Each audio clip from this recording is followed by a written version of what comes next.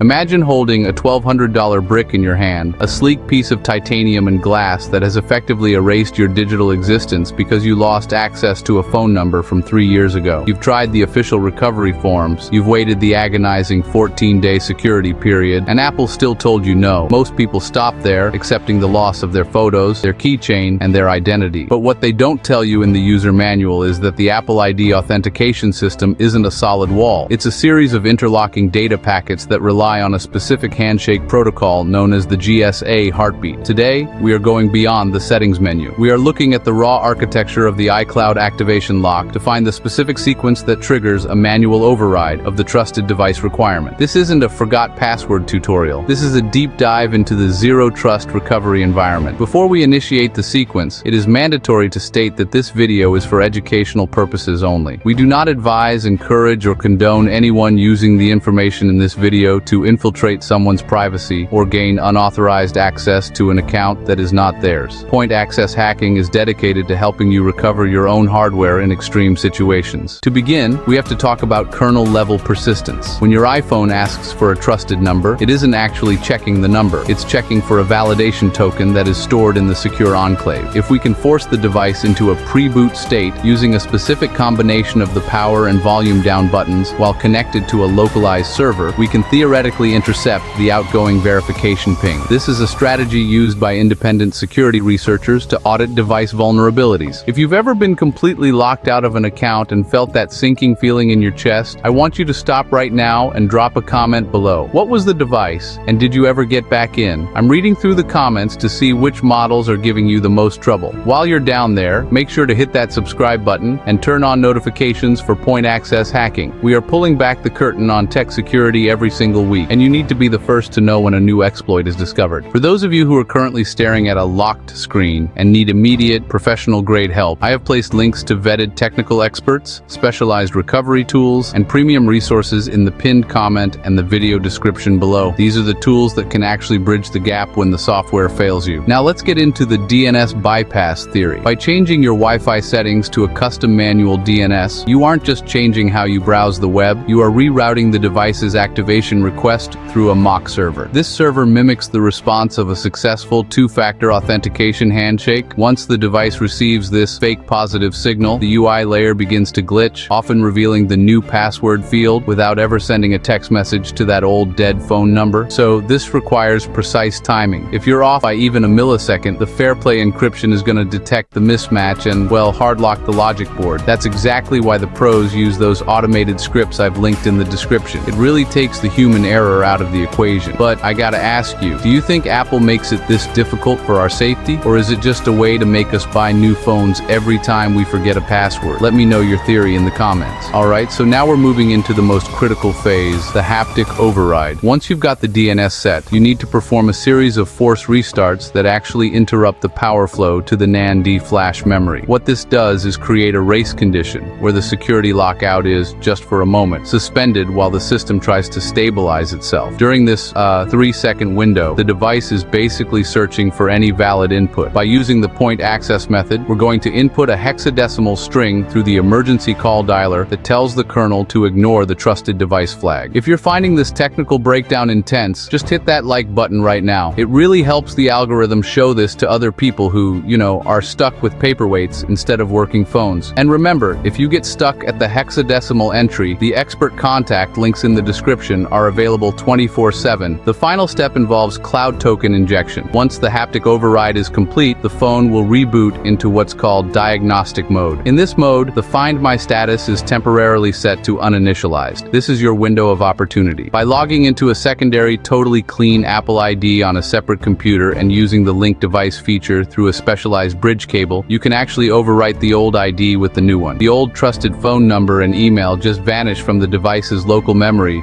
because they're no longer the primary key. This is high-level digital forensics, and honestly, it's how the most difficult cases get solved. You've stayed with me this far, so that tells me you're really serious about tech. Share this video with one friend who thinks they're a pro. Let's see if they knew about the race condition exploit. And if you need the exact scripts for the DNS bypass or the software to perform the cloud token injection, everything you need is waiting for you in the resources section in the description and the pinned comment. Thanks for watching Point Access Hacking. Knowledge is the ultimate key. Now go use it.